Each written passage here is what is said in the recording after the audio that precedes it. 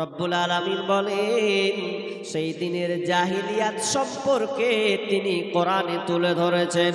সেই আরবীয় জাহিলিয়াতের সময় মেয়েদেরকে কেমন আচরণ করা হতো, মেয়েদেরকে কেমন ব্যবহার করা হতো, এই ব্যাপারে আল্লাহ তাআলা বলছেন ওয়া ইদা বুশিরা আহাদুহুম বিল উনসা, যখন তাদেরকে কন্যা সন্তানের সুসংবাদ দেওয়া হতো, বলা হতো তোমার ঘরে মেয়ে সন্তানের জন্ম হয়েছে। ওয়া ইদা বুশিরা আহাদুহুম বিল উনসা যাল্লা ওয়াজহুহু মুসওয়াদ্দান ওয়া হুয়া কাযীম, তখন তার মুখখানটা কালো মলিন হয়ে যেত যখনই বলা হতো তোমার ঘরে মেয়ে সন্তানের জন্ম হয়েছে। এবং ভারাক্রান্ত ওহুয়া কাযীম, এবং তার মনটা ভারাক্রান্ত হয়ে যেত, চিন্তিত অবস্থায় থাকতো, আহারে আমার ঘরে ছেলে না হয়ে মেয়ের জন্ম হয়েছে। ইয়াতাওয়ারা মিনাল কওমি মিন সুই মা বুশিরা বি, যখন তাকে এই সুসংবাদটা দেওয়া হতো, যখন তার কানে এই বার্তাটা পৌঁছানো হতো, তখন সে নিজের কওম থেকে, তার এলাকা থেকে সে পালিয়ে বেড়াতো। কেন কেন? তার গ্লানির কারণে, তার মন সম্মান হারাবে বলে, মানুষ তাকে তাচ্ছিল্য করবে বলে নিজের এলাকা থেকে সে পালিয়ে বেড়াতো। আইয়ুমসিকুহু আলা হুনিন আম ইয়াদুসসুহু ফিত তুরাব, তখন তারা একটা ফাইসালা নিয়ে নিত। কি সেই ফাইসালা, কি সেই তাদের কাজ? তখন সে ভাবনা চিন্তা করত, এই মেয়েকে রাখবে না তাকে মাটিতে পুঁতে দেবে, মেয়েটাকে জিন্দা রাখবে না মেরে দেবে। আল্লাহ সুবহানাহু ওয়া তাআলা শেষে বলছেন আলা সাআ মা ইয়াহকুমুন, এবং তারা যে সিদ্ধান্তটা নিত, যা ফাইসালাটা নিত, তখন সঙ্গে সঙ্গে এই ফাইসালাটা কতই না তাদের জঘন্য। তার মানে আল্লাহ বলতে চাচ্ছেন ওরা তখন মেয়েটাকে জীবিত জ্যান্ত পুঁতে দিত, খুবই জঘন্য। আবার অনেক যদি বাপ থাকতো বাড়িতে, তাহলে কি করতো, এই বেটি হয়েছে, একদম আতুর ঘরে টুটি চিবে গলা মেরে একদম শেষ। কিভাবে? আল্লাহ রাসূল তখনও তিনি নবুয়াতি পাননি, নবী হননি, তো তিনি তার আগে একটা সংগঠন করেছিলেন হেলফুল ফুজুল। 16 বছর 17 বছর তিনি ওই সংগ্রামটা করেছেন, মানে দলটা তিনি করেছিলেন। তো ওই দলটা করতে গিয়ে চেয়েছিলেন মানুষ সঠিক পথে ফিরে আসুক, কিন্তু মোকাম্মাল হননি যতক্ষণ না আল্লাহ কোরআন না দিয়েছেন। মানে কোরআন কত বড় মুজিজা, যে কোরআন আসলো তারপরে মানুষ হেদায়েতের নূর পেল। তো কোরআন আসেনি তার আগে একটা ঘটনা, তার মানে ওটা প্রতিদিন হয়। ওখান থেকে বোঝা যায় রাত 12টা 1টা বাজে, তখন যখন কোনো মেয়ে বাচ্চা যদি জন্ম নিত রাতের সময় কিংবা দিনের সময়, তো মেয়ের বাপ যদি বর্তমান উপস্থিত থাকতো, তাহলে মেয়েটাকে গলা টিপে মেরে দিত। আল্লাহ রাসূল ঘুমিয়ে আছে, ঘুমাননি তিনি, ভারাক্রান্ত মন, চিন্তিত মনে আছেন। আমার কওম, আমার সমাজ কি বুঝবে না যে মেয়ে সন্তানটা হচ্ছে নেয়ামাত, মেয়ে কন্যা সন্তান হচ্ছে নেয়ামাত, কিন্তু এটা কি ওরা বুঝে না? কিন্তু কেউ এটা বুঝতো না। বিশ্বনবী ভাবতে ভাবতে এমন সময়, এমন পর্যায়ে একটা আওয়াজ শুনতে পেলেন, যে আওয়াজটা এত ভয়ঙ্কর চিৎকার আওয়াজ। কিসের আওয়াজ? আপনার কিনা বাঘ ভাল্লুকের আওয়াজ নয়, কোনো পাখির আওয়াজ নয়, এটা কোনো জিনিসের আওয়াজ নয়, আওয়াজটা বাচ্চা ছেলের কান্না। মা খাদিজাকে বলছে, খাদিজা রে যাও পাশের বাড়িতে একবার খোঁজ নাও, এত রাতে বাচ্চার কান্না কি করে হয়, কি এমন হয়েছে, পাশের বাড়ি খবরটা একটু নাও। মা খাদিজা বাড়ি থেকে বের হয়ে পাশের বাড়ি গেলেন। বাড়ি গিয়ে একটু খবর নিলেন। খবর নেওয়ার পর তিনি দেখতে পেলেন, জিজ্ঞেস করা হলে বলা হলো এই বাড়িতে এই মাত্র রাতের সময় কন্যা সন্তানের জন্ম হয়েছে। এই জন্য তার পিতা এই মাত্র বাচ্চাটাকে গলা টিপে মেরে দিল। মা খাদিজা বাড়ি এসে বলছেন, ও আমার স্বামী, আপনি যে আওয়াজটা পেয়েছেন এই আওয়াজটা যেন তেন কোনো আওয়াজ নয়। এই বাড়িতে এই রাত্রিতে আতুর ঘরে কন্যা সন্তানের জন্ম হয়েছে বলে নিজের বাপ আপনার কিনা সহ্য করতে না পেরে গলা টিপে মেরে দিল। যেমন এই কথা বলার নবী কাঁদতে শুরু করলেন, আহারে মাসুম বাচ্চাগুলোকে কিভাবে তারা মারে। তখন আমি বলছেন, ও খাদিজা, আমি আর এই মুহূর্তে থাকবো না রে খাদিজা, তুমি আমাকে কিছু খাবার দাও। ওই খাবারটা নিয়ে আমি গারে হিরাতে চলে যাই। গারে হিরাতে তিনি 1 মাস নয়, 2 মাস নয়, 3 মাস নয়, ইমাম বুখারী আলাইহি রহমা বর্ণনা করছেন বিশ্বনবী টানা 6 মাস গারে হিরাতে কাটিয়েছে। মেয়েদের মর্যাদা নেই। কেন মারতো গো? ওদেরকে দিলে ময়া নাই, মহব্বত ছিল না? ছিল, কিন্তু পরিস্থিতি ছিল খুব খারাপ। কেমন পরিস্থিতি খারাপ? আচ্ছা আপনাকে বলি, আপনার মেয়েকে আপনি ভালো করে পড়াচ্ছেন, লালন পালন করছেন, ইউনিভার্সিটি দিয়েছেন, ভালো পর্যায়ে একটা আপনার মেয়েকে ভালো লেভেল নিয়ে যাবেন। এখন ওই মেয়ে যদি আপনার আশা আকাঙ্ক্ষাকে কেটে দেয়, কেমন? আপনার মেয়ে পড়তে পড়তে পড়তে পড়তে পড়তে এককালীন আপনার কানে খবর দিল, শুনছো কি গো, তোমার বেটি অন্য জনের হাত ধরে পালিয়ে গেছে। আচ্ছা, এই কথা যদি কোনো বাপ শুনে, বলেন সহ্য করবে? কোনো মতেই সহ্য করবে না। তখন কি করবে?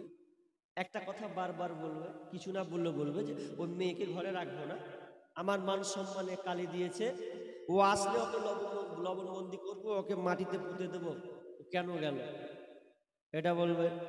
জাহিলিয়াতের, আরবীয় জাহিলিয়াতটা এরকম ছিল যে মেয়ে জন্ম দেওয়া মানে বাপের মান সম্মান হারাবে, লোক এসে ছিছি করবে, হ্যাঁ ছি তোর বেটি হয়েছে রে, তোর বাড়িতে রে, ছি ছি ছি। তার মানে তোর কত, তোর কপাল পুরা, ছেলে দিলে না মেয়ে দিলে, তোর মেয়ে বড় হয়ে জি খাটবে, চাকরানি হবে, পরে চাকর খাটবে, তোকে আপনার কিনা কি বলে যৌতুক পণ দিতে হবে, এন দিতে হবে, সব কিছু দিতে হবে, তোর মেয়ে রাস্তা দিয়ে যাবে, যে এসে ধর্ষণ করবে, এত কিছু।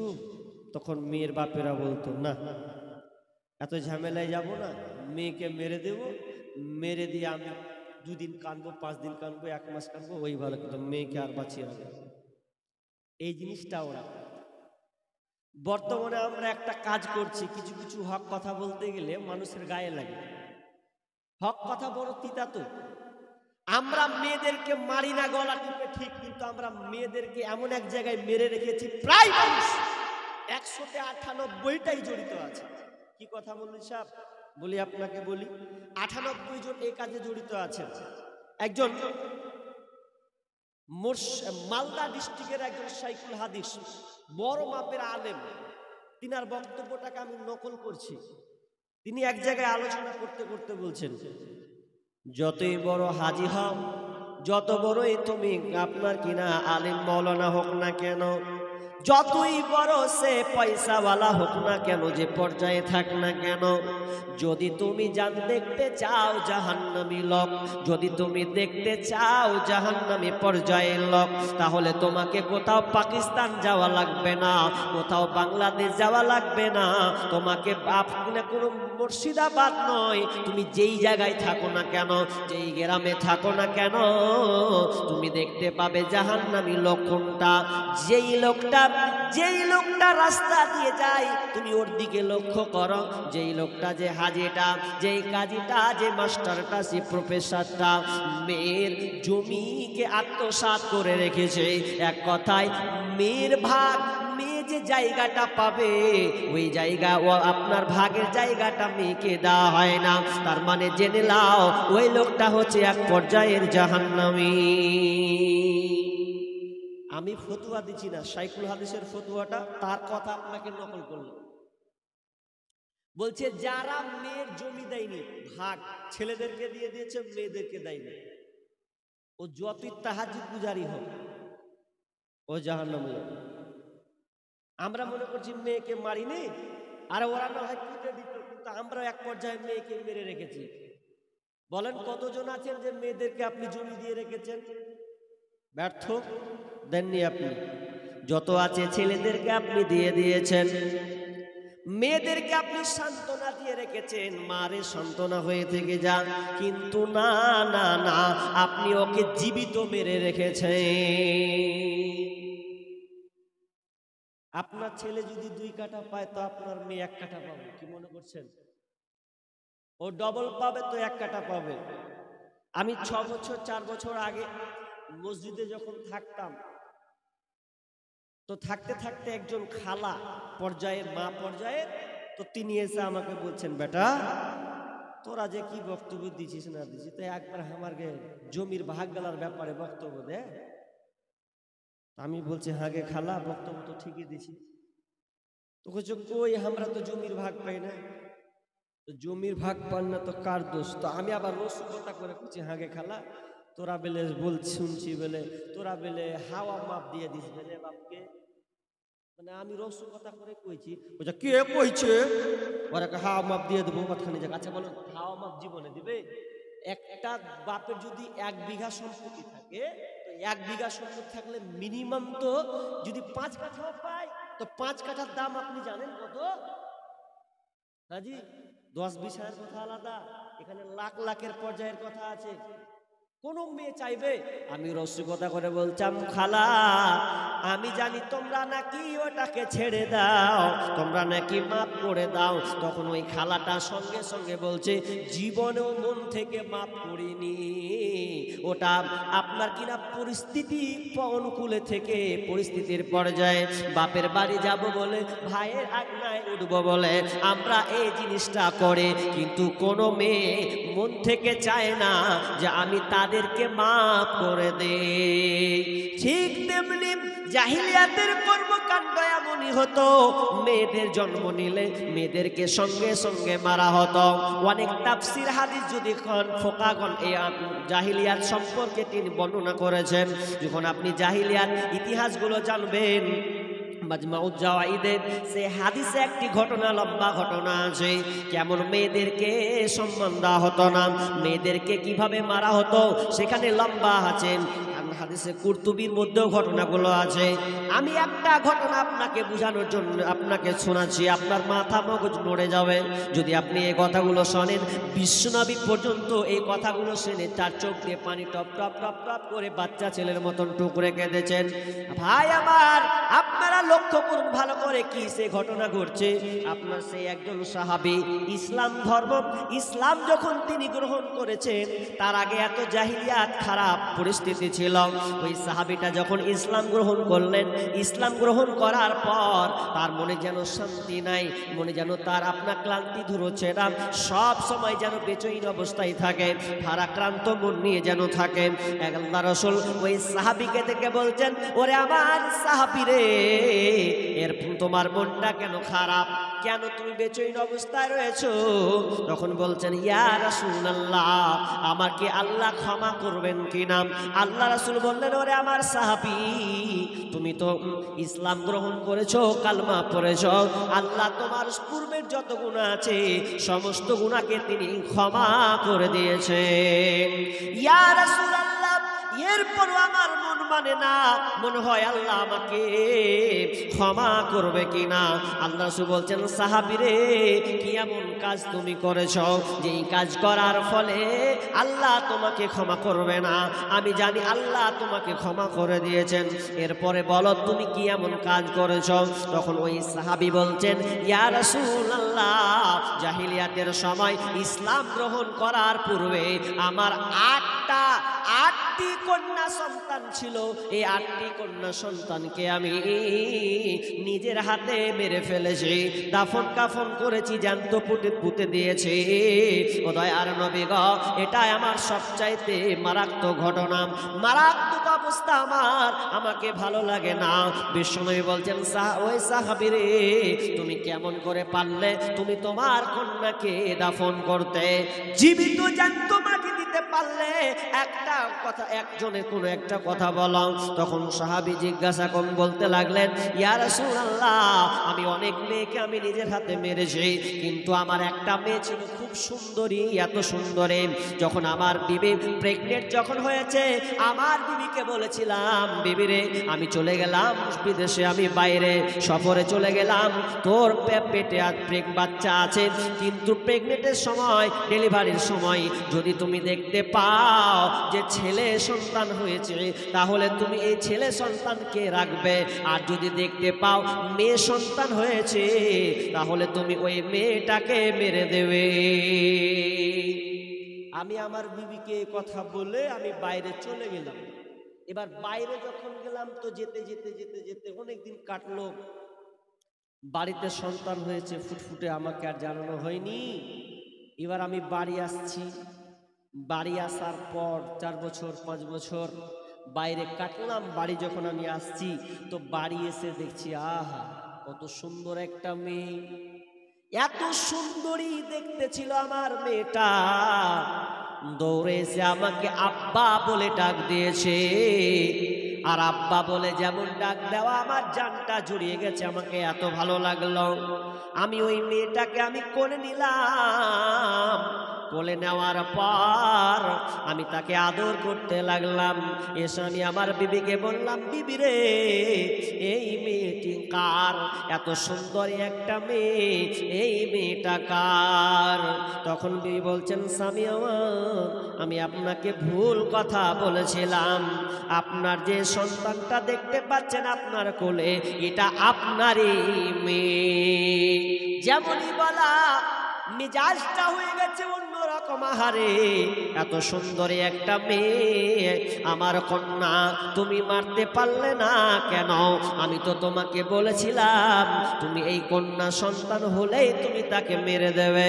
তখন বিবি সঙ্গে সঙ্গে বলছে, স্বামী আমার, আপনি এটা কেমন কথা বললেন? আমি তো মা, আপনি না হয় বাপ, আমি তো মা। আমি আমার সন্তানকে 9 মাস 10 দিন গর্ভে ধারণ করেছি, তা আমি মা কেমন করে পারি এই কন্যা সন্তানকে আমি গলা টিপে মারতে? আমি পারলাম না। আমি এত সুন্দর একটা চেহারা, সুন্দরী একটা মেয়ে, এই মেয়েটার চেহারা দেখে আমি কেমন যেন হয়ে গেলাম।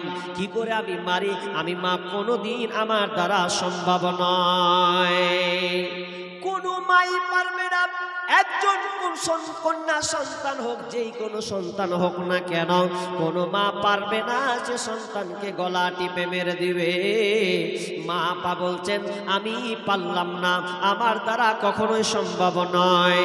কারণ মা 9 মাস 10 দিন যখন পেটে ধারণ করে, খুব কষ্টের মধ্যে নিয়ে থাকে। ওটাই আমার আল্লাহ তাআলা বলছেন, ওয়াসাইনাল ইনসানা বিওয়ালিদাইহি হামালাতুহু উম্মুহু ওয়াহানান আলা ওয়াহানিন ওয়া ফিসালুহু ফি আমাইন আনিশকুরলি ওয়া লিওয়ালিদাইক ইলাইয়াল মাসির। আল্লাহ সুবহানাহু ওয়া তাআলা এই জন্য বলছেন, তোমরা মা বাবার সঙ্গে ইহসান করবে, মা বাবার সঙ্গে তোমরা ভালো ব্যবহার করবে। ওয়াসাইনাল ইনসানা বিওয়ালিদাইহি হামালাতুহু উম্মুহু ওয়াহানান আলা ওয়াহানিন। তোমার মা দুর্বলতার উপরে দুর্বলতা স্বীকার করে। তুমি যদি 3 মাসের হও, 4 মাস হবে তো মায়ের অবস্থা করুন বাড়বে। 5 মাস যাবে, তুমি যত বড় হবে, তোমার মায়ের অবস্থা তত করুণ হয়ে দাঁড়াবে। একজন মা পেটে বাচ্চা নিয়ে না বসে সুখ পায়, না দাঁড়িয়ে সুখ পায়, না শুয়ে সুখ পায়, কোনো অবস্থাতে কোনো মা সুখ পায় না। তার মানে তুমি যত বড় হবে, ততই তোমার মা মায়ের কষ্ট বাড়ে। ওয়াফিসালুহু ফি আমাইন, এবং তোমাকে 2 বছর পর্যন্ত সে দুধ পান করায়। তার মানে ওই মা কেমন করে আপনার সন্তানকে মারবে? স্বামীকে এইভাবে বলতে আছে। তার মানে সন্তান হলো বড় নিয়ামত, কোনো মা কিন্তু সন্তানকে মারতে পারবে না। বাংলাদেশের আপনার কি নাম ভারতবর্ষে একটা নিউজ দিয়েছিল প্রায় 2-3 বছর আগে। নিউজটা এত খাতারনাক, প্রতি বছর কিন্তু নিউজটা আপডেট দেওয়া হয়, প্রতি বছর আপডেট দেওয়া হয়। কি সেই ঘটনাটা? একজন মাকে বলছে, এ মা, যেই মাটা 11 বছর পর্যন্ত কোনো সন্তান পায়নি, অনেক সংগ্রাম লড়াই ডাক্তার দেখিয়ে আর অনেক কিছু দেখিয়ে ওই মাটা যখন 11 বছর পর যখন প্রেগনেন্ট হয়েছে, পেটে বাচ্চা, কত কষ্ট দেখেন। এরপরে যখন তাকে নার্সিংহোমে নিয়ে যাওয়া হলো, নার্সিংহোম নিয়ে যাওয়ার পর ওই ডাক্তাররা তাকে পর্যবেক্ষণ করে আপনার কিনা পরীক্ষা করে, সব কিছু জানার পরে ওই যখন সন্তানটা ভূমিষ্ঠ হবে, ওই সময় মাকে বলছে ডাক্তাররা, মা রে, তোমার পেটে যে সন্তানটা আছে, এই সন্তানকে তুমি যদি পেতে চাও, তোমার সন্তানকে যদি তুমি বাঁচাতে চাও, তাহলে তোমাকে মরতে হবে।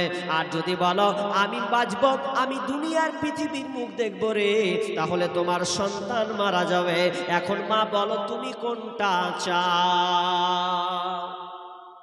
মা উত্তর কি দিচ্ছে দেখেন, আশ্চর্য হয়ে যাবেন আপনি। তখন মা বলছে, ডাক্তার মশাই, আপনি আমাকে 2টা অপশন দিয়েছেন, 11 বছর পর আমি একটা সন্তান পাবো, কোনদিন সন্তান আমি দেখি নাই। আমার স্বামী আব্বা ডাক শোনার জন্য কত না ত্রাহি করেছে, কত সংগ্রাম লড়াই করেছে। অতএব আমি চাই ডাক্তার মশাই, আপনি আমাকে মেরে দেন, আমার সন্তানকে আপনি বাঁচিয়ে দেন, আমি মারা গেলে কোনো সমস্যা নাই। ডাক্তার বলছে, আপনি কেমন সিদ্ধান্ত নিয়েছেন? বলছে ডাক্তার, আমি তো মা, আমি চাই না আমার চোখের সামনে আমার সন্তান মারা যাবে, আর আমি মা কেমন করে সহ্য করব।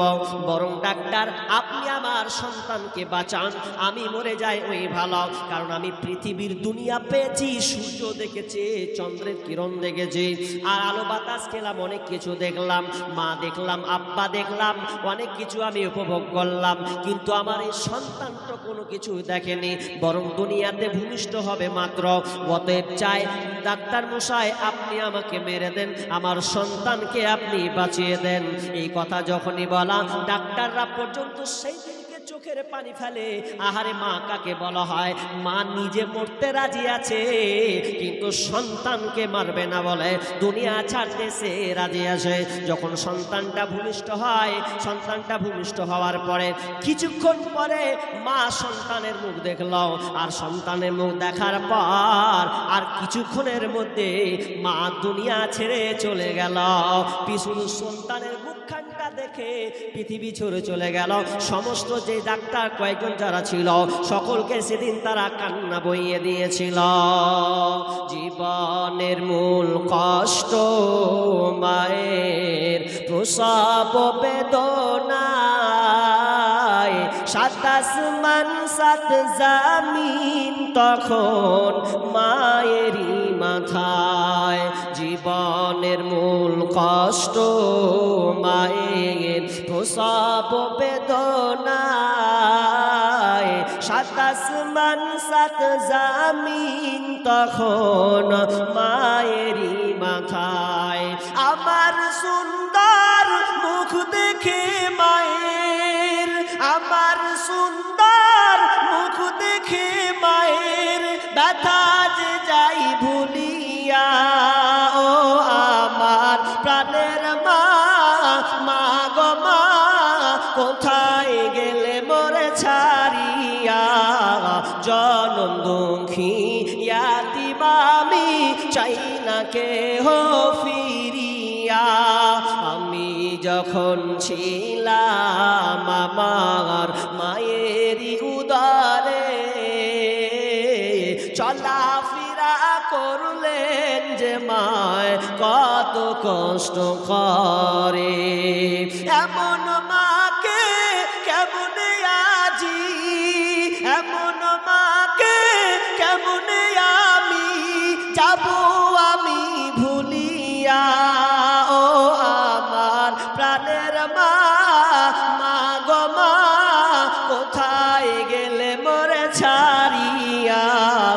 জনম দুঃখী ইয়াতিম আমি চাই না কেহ ফিরিয়া দুঃখে কষ্টে মায়ের জীবন আমাকে নিয়া শোধ করিতে পারিব নারীন জীবনটা দিয়া দুঃখে কষ্টে মায়ের জীবন আমাকে নিয়া শোধ করিতে পারিব নারীন জীবনটা দিয়া ঘুমের মাঝে মাকে দেখি ঘুমের মাঝে মাকে দেখে কষ্টে যাই বুক ফাটাইয়া ও আমার প্রাণের মা মা গো মা কোথায় গেলে মোরে ছাড়িয়া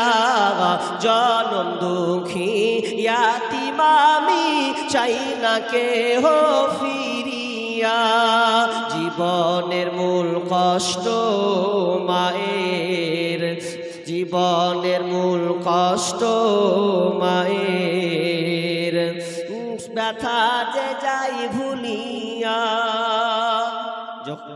যখন এই কথা বলা আমি আর সন্তানকে মারতে পারলাম না স্বামী ক্ষান্ত হয়ে গেলেন স্বামী কিছুদিন যাই ইয়া রাসূলুল্লাহ আমি আর কিছু করলাম না আমি ভাবলাম মেয়েটাকে রেখে দেই মেয়েটা বড় হয়েছে মেয়েটাকে রেখে দে কিন্তু আমি যেখানে যাই সবাই আমাকে গঞ্জনা দেয় লাঞ্ছনা দেয় সবাই আমাকে কুমন্তব্য করে অনেক কিছু কথা বলে আমার আর সহ্য হলো না যখন আমার মেয়েটা কিছু বড় হলো 7-8 মাস যখন আপনার 8 বছর 9 বছর হলো 8 বছরের বাচ্চা যখন হয়েছে তখন আমি সিদ্ধান্ত নিলাম আর মেয়েকে আমি বাঁচিয়ে রাখবো না আমি তখন সিদ্ধান্ত নিয়ে ফেললাম ওরে আমার বিবি রে আমার কন্যা সন্তানকে তুমি সাজিয়ে দাও সাজিয়ে দেওয়ার পর আমি বাহানা কাটালাম যে কোথাও বেড়াতে নিয়ে যাব মা আমার কন্যা আমার খুশি হয়ে গেছে আব্বা আমাকে বেড়াতে নিয়ে যাবে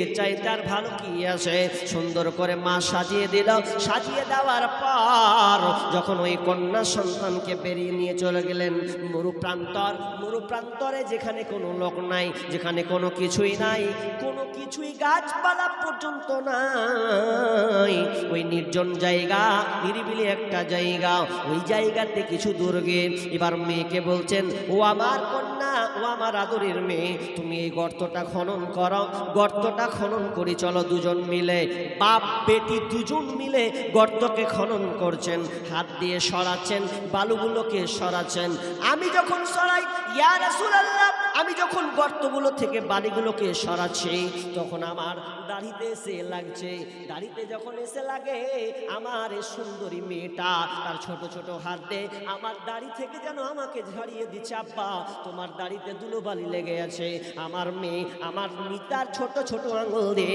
সে আমার দাড়িগুলোকে সাফ করছে আমি গর্ত করে আছি আমি বাচ্চা জানে না যে আমাকে এখানে মারবে একটু সে মাথায় নেয়নি যখন বেশ কিছুটা গর্ত হয়ে গেছে গর্ত হওয়ার পর এবার আব্বা বাপ সিদ্ধান্ত নিয়েছে ও আমার মেয়ে তুমি দেখো তুমি নিচের দিকে অনেক গর্ত হয়ে গেছো দেখো তো নিচের দিকে যখন এই কথা বলা বাপ সঙ্গে সঙ্গে মেয়েকে ধাক্কা মেরে গর্তের নিচে ফেলে দিয়েছে যেমনই ফেলে দেওয়া কন্যা সন্তান তো এবার টের পেয়েছে আব্বা আমাকে ঘুরতে না যাওয়ার নাম করে আমাকে এখন এখানে সে জীবিত কবর দিবে মারবে যখনই তিনি জানতে পারলেন তখন ওই মেয়েটা ওই কন্যা আব্বাকে বলছেন আব্বা কি এমন অপরাধ করলাম আমি আপনাদের ঘরে জন্ম নিয়েছি বলে এটা আমার অপরাধ ও আব্বা আপনি আমাকে ক্ষমা করে দেন আমি ভুল করে দিয়েছি জীবনে কোনো দিন আপনার বাড়িতে আমি যাব না আপনার আজ্ঞায় আমি উঠব না বরং আমাকে ছেড়ে দেন আমার যেদিকে চোখ যাবে সেদিকে আমি চলে যাব ইয়া রাসূলুল্লাহ আমার কোনো দয়া মায়া হলো না বিশ্বনবী শুনছেন আর কান্না করছেন চোখ দিয়ে পানি বের হচ্ছে শুধু তাই নয় যখন আমার মেয়ে এত কানতে মিনতি শুরু করেছে আব্বা আপনি আমাকে বাঁচান আমাকে বাঁচিয়ে দেন আমি জীবনে কোনোদিন মাকে মা বলবো না আপনাকে আমি আব্বা বলে কোনোদিন ডাকবো না, বরং আপনার কাছে আমি একটু জীবন ভিক্ষা চাই। কিন্তু আমার দিলে যখন দয়া লাগলো না, আমি কি করলাম, বড় একটা পাথর নিলাম, পাথরটা হাতে উঠালাম, উঠানোর পর আমি ট্রাই করলাম, আমি তার মাথায় সঙ্গে রিং করলাম। যখনই আমি পাথরটাকে ছুঁড়ে মাথায় মারলাম, এত জোরে আমি তার মাথায় মেরেছি, রক্ত চারদিক থেকে ছিটকে আওয়াজ ছিটতে গেছে। ছিটরে এমন ভাবে ছিটালাম, যখনই শেষ কথা, শেষ বাক্য ছিল তার আব্বা, শুধু শেষ বাক্য ছিল আব্বা। ওই আব্বার ডাকটা আমার কানে, ইয়া রাসূলুল্লাহ, এখন আমার মেয়ের ভাষে। আমি সম্পূর্ণ তাকে মেরে দিলাম, মেরে দিয়ে আমি তাকে দাফন করে দিয়ে আমি বাড়ি চলে গেলাম। এখনো আমার কন্যা সন্তানের আওয়াজ আমার কানে বাজে, এতটা কষ্ট আমি তাকে দিয়েছি।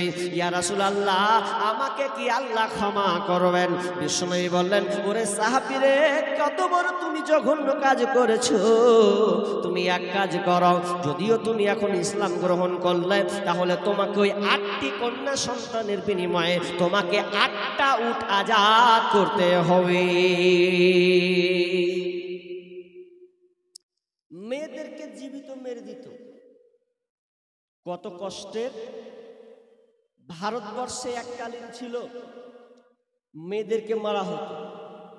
কন্যা সন্তান জন্ম হলে, ছি বেটি হয়েছে, কি করতো, হাসপাতালে যদি কোনো কন্যা সন্তান হতো, তো ডাক্তাররা শেষমেশ একটা সিদ্ধান্ত নিত যে এই মায়েরা জঙ্গলে ফেলে দিছে, কুঁয়োতে ফেলে চলে আসছে বেটি হয়েছে বলে। তো কি করতে হবে, স্বামীর পাল্লাই পড়ছে যে। তখন ডাক্তাররা একটা সিদ্ধান্ত নিয়েছিল, নারীদের অত্যাচার নির্যাতন বলে একটা বই আছে, অনেক পুরাতন বই। তো ওই বইটাতে ঘটনাটা লিখছেন যে ডাক্তাররা বলতো মেয়েদেরকে, মেয়ের মাকে, এই খবরদার, তোমরা মেয়ে সন্তান জন্ম নিলে তোমরা কোথাও ফেলিও না, এক কাজ করিও, বাইরে ছোট ছোট টুকরি আছে, বসার জায়গা আছে, ওগুলোতে তোমরা মেয়েকে রেখে চলে যাও। শেষমেশ ডাক্তাররা এটাই নিতেন। তো কি করতো, জঙ্গলে ফেলা থেকে আর আবর্জনাতে ফেলা থেকে তোমরা এখানে ফেলে দাও। আহা, মেয়ে কন্যা সন্তান কিন্তু বোঝা নয়, বোঝা নয়, বোঝা নয়। আল্লাহ সুবহানাহু ওয়া তাআলা বলছেন, ওয়ালা তাকতুলু আওলাদাকুম খাশিয়াতা ইমলাক। আল্লাহ তাআলা বলছেন, তোমরা খাদ্যের ভয়ে, তোমরা খাদ্যের ভয়ে তোমাদের সন্তানদেরকে হত্যা করো না, তোমরা সন্তানদেরকে হত্যা করো না। কিন্তু বর্তমানে দেখা যায়, বর্তমানে আমরা বলি মেয়েকে মারে না, এটা কিন্তু ভুল কথা। সন্তান ছেলে মেয়ে হোক না কেন, আমার মা বোনেরা আছে, এরা সন্তান 2টা 3টার বেশি নিবে না। এখন এমন একটা পর্যায়ে চলে গেছে, 2-3টার বেশি নেবে না। এই জন্য অনেক মা, আপনাদের দক্ষিণ দিনাজপুরের অবস্থা জানি না, আমাদের মুর্শিদাবাদ, আমার বাড়ির পাশে একটি হসপিটাল আছে, সরকারি হসপিটাল। ওই গত বছর, তার আগের বছরে দেখলাম লম্বা করে লাইন দিয়ে আছে। আমি জিজ্ঞাসা করলাম, এগুলো লম্বা লম্বা কিসের লাইন? তো তারা বলছে, এটি লম্বা লাইন হচ্ছে হিন্দু মুসলিম সব নিয়ে দাঁড়িয়ে আছে। আমি জিজ্ঞাসা করলাম, এটা কিসের কারণ? তো বলছে, এগুলো সব লাইকেশন করার জন্য, সন্তান নেবে না তাই বলে লম্বা একটা লাইন। কেউ মুসলমানের, কেউ আপনার হিন্দু, সবাই সন্তান নেবে না বলে অনেক মা লাইকেশন করে সন্তানকে হত্যা করে। কিন্তু এটা কখনোই ঠিক নয়। এটা হলো আপনার কিনা আসামি, হত্যালীলা আসামি হবে, এটাও মা আসামি হবে। আল্লাহ তাআলা ওদেরকে ক্ষমা করবে কিনা জানি না, তবে এটা জঘন্য একটি কাজ। আমার আল্লাহ বলছেন, ওয়ালা তাকতুলু আওলাদাকুম খাশিয়াতা ইমলাক নাহনু নারযুকুকুম ওয়া আল্লাহ সুবহানাহু ওয়া তাআলা বলছেন, আমি যেমন তোমাদেরকে রুজি দিয়ে থাকি, আমি তাদেরকেও রুজি দেই। তুমি যেমন রুজি পাও, তারাও তেমন রুজি পায়। এটা নিয়ে তোমাকে কোনো টেনশন করতে হবে না। আমি আল্লাহ তারা দুজনকে রুজি দিয়ে থাকে, এটা তোমার কোনো টেনশন নয়। কিন্তু ইন্না কতলাহুম কানা খিতান কাবীরা, আর কারণ সন্তানকে হত্যা করাটা হচ্ছে বড়ই মহাপাপ। অথচ ভারতবর্ষে ছিল এককালীন যে মেয়েদেরকে মেরে দেওয়া হতো। সতীদাহ প্রথা তো আমরা সবাই জানি, পড়িনি আমরা ক্লাসে? সতীদাহ প্রথা মানে কি? সতীদাহ তার মানে এটা কত জঘন্য। যে স্বামীর সঙ্গে ওকে আগুনে চিতায় জ্বলতে হবে, তাই তো চলতে হবে, এটা আমরা পড়েছি। আর এটার জন্য রাজা রামমোহন রায় কত যে সংগ্রাম করেছেন, তিনি 1 বছর নয় 2 বছর নয় 16 বছর সংগ্রাম করেছেন। কয় বছর? 16 বছর। কোথা থেকে?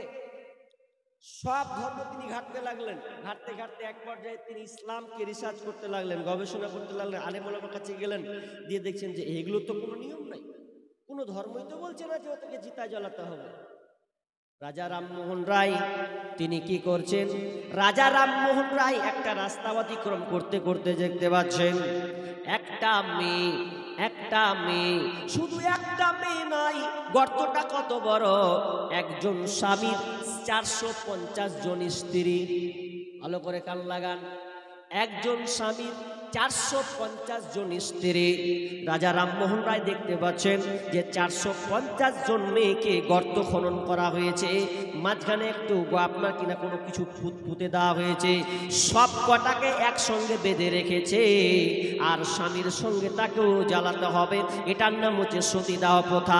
তার মানে ওরা আকীদা হলো, যদি স্ত্রী থাকতে স্বামী মরে যায় তাহলে ওই মেয়েটা হচ্ছে কুলক্ষণী, তার মানে ওকে আর টিকিয়ে রাখা যাবে না। রাজা রামমোহন রায় চোখের সামনে দেখে দেখছে আর চোখ দিয়ে পানি বের করছে, এই 450 জন মেয়ে তো মারা যাবে। কি হলো? শেষমেশ দেখা গেল 450 জন মেয়েকে একটা স্বামীর কারণে, একটা স্বামী মরার কারণে 450 জন মেয়েকে দাও দাও দাও দাও করে জ্বালানো হলো। তিনি আর থামতে পারলেন না, চলে গেলেন কলকাতা, লর্ড উইলিয়াম বেন্টিং এর কাছে গিয়ে বললেন 1829 সনে সেখানে পাস করা হলো এই সতীদাহ প্রথাকে আপনাকে করে ডিলিট করে দেওয়া হোক। এই সতীদাহ প্রথা টিকিয়ে রাখা যাবে না। তার মা পর্যন্ত প্রতিবাদ করেছিল, তার মা বলেছিল খবরদার তুই এই প্রতিবাদ করতে যাবি না। রাজা রামমোহন বলেছিল মা আমার সহ্য হয় না, আমি পারবো না। মা বলেছিল আমার ঘর ছাড়তে হবে, বলছে ছেড়ে দেব, তুই জায়গা জমি ভাগ পাবি না, তাও কোনো আমার লাভ নাই। সেদিন তাকে সংজ্ঞা তার বাড়ি পর্যন্ত তাকে ত্যাগ করতে হয়েছিল। কত নোংরা জিনিস! শুধু তাই নয়, আপনি আশ্চর্য হয়ে যাবেন, সোশ্যাল মিডিয়াতে বলতে গেলে একটু সমস্যা হয়, এরপরে বলতে বাধ্য হয়। আপনারা জানেন মেয়েদের যদি বিয়ে হয় তো মাঝখানে সিঁদুর দেওয়া হয়, কি দেওয়া হয় না? দেওয়া হয় না? সিঁদুর দেওয়া হয়। এটা কে আবিষ্কার করলো? তার এটা কে আবিষ্কার করেছে? তারা হচ্ছে হিন্দু সন্ন্যাসী যারা, তারা বলছে আবে মেয়েদেরকে তো যখন তখন ধর্ষণ করা হচ্ছে, বিয়ে করলে বোঝা যায় না, না বিয়ে করলেও বোঝা যায় না, তো ধরে ধরে তাদেরকে আনা হচ্ছে, মেয়েদেরকে ধর্ষণ করা হচ্ছে। তো এক কাজ কর, সে ভারতের জাহিলিয়াত আপনাকে বলছে, তখন বলতো যখন বিয়ে দেওয়া হবে তখন একটা জিনিস আবিষ্কার কর। কি আবিষ্কার? লাল সিঁদুর তার কপালে পরিয়ে দিতে হবে, তাহলে লোক জানতে পারবে মেয়েটা বিবাহিতা। বিবাহিতা এটা দিলে জানবে এটা হচ্ছে রেড সিগন্যাল, নাকি রেড, তার মানে কি কেউ যাতে পাবা না গো। আর যদি গ্রিন সবুজ সিগন্যাল হয়ে যায় চলে যাও। আমি এক জায়গায় রাস্তায় হাঁটছি, তো আমাদের ওদিকে মুসলিম সবাই একমধ্যে বলিয়ে দিই, তো রাস্তা দিয়ে যেতে যেতে তখন সাইকেল চালাতাম, প্রায় 8-9 বছর 8 বছর পর আগেকার কথা বলছি। সাইকেল চালিয়ে যেতে যেতে একজন স্বামী স্ত্রী, হিন্দু স্বামী স্ত্রী নেমেছে, তো নেমে ও কি যে ঝামেলা হয়েছে বাড়িতে, তো রাস্তাতেও ঝামেলা করছে স্বামী স্ত্রী, ঝামেলা করছে। তো বলছে এই তুই বাড়াবাড়ি করছিস, আর কি কাহা বলছে দূর, আমি ওই পার এই পার রাস্তা। তো স্বামীটা ওই মেয়ের কপালে হাত দিচ্ছে, মিটির মতো সিঁদুর। তখন মেয়েটা টাচ করে ধরছে, এই খবরদার মিটায় না, মিটায় না, বারবার বলছে, তো বারবার সিঁদুরে হাত দিচ্ছে, বলছে হাত, আবার মেয়েটা ধরলিছে। তার মানে সিঁদুর মিটিয়ে দিলে কি খতম, খালাস, আর স্বামী স্ত্রী নয়। কত জঘন্য জিনিসগুলো! রাগ করার সুযোগ পেলে কখন ছেড়ে দেবে, এভাবে খুবই মুশকিল।